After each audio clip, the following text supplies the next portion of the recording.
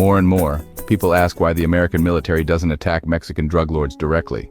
Politicians, mostly from the right, have even proposed this idea. Unfortunately, we continue to ignore the real issue. Our demons are ours alone. The American problem with fentanyl was not created by Mexico or even China. They are not our boogeymen.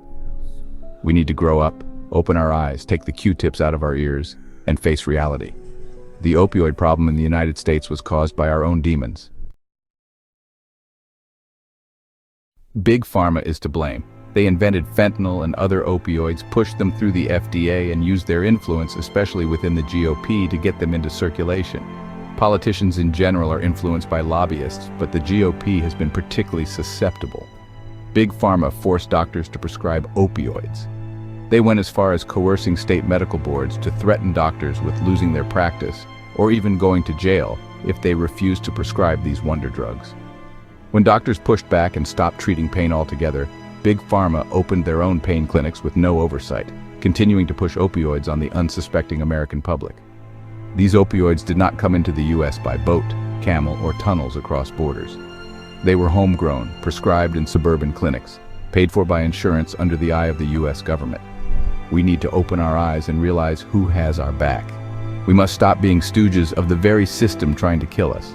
We need to stop supporting figureheads like Donald Trump and any politician who takes money from Big Pharma and big insurance. For decades, we focused on external suppliers of drugs like cocaine and marijuana, blaming countries like Mexico and Colombia. But the real issue was our own demand. If we hadn't had a drug problem, there would be no suppliers. It's like trying to put out a fire by fanning the flames instead of addressing the root cause. The opioid crisis is different. This isn't about mafia families pushing new drugs. Fentanyl was created by our own Big Pharma at the request of big insurance, and it was forced onto the public by our government. Doctors who refused to prescribe lost their practices and sometimes went to jail. State medical boards, like other political agencies, are in the pockets of big corporations. The GOP politicians like to undermine other governments, claiming China is poisoning us and the Mexican government is corrupt. Yet Big Pharma openly lobbies in every congressional hall in the US, with politicians from both parties in their pockets. Legal and political failures.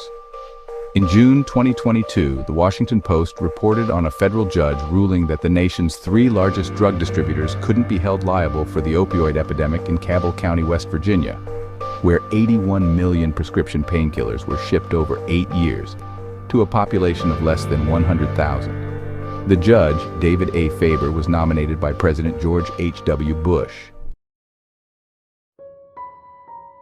The Times magazine highlighted how drug company executives haven't faced justice for their role in the opioid crisis. For example, in 2007, 3 Purdue Pharma executives avoided serious charges thanks to political appointees at the Justice Department, despite evidence that Purdue Pharma knew about OxyContin's abuse potential and concealed it. Political appointees in all branches of government, including those in key departments such as the FDA, know that their professional pipeline will inevitably lead them to the private sector. As a result, we rarely see them go out of their way to annoy future prospective employers.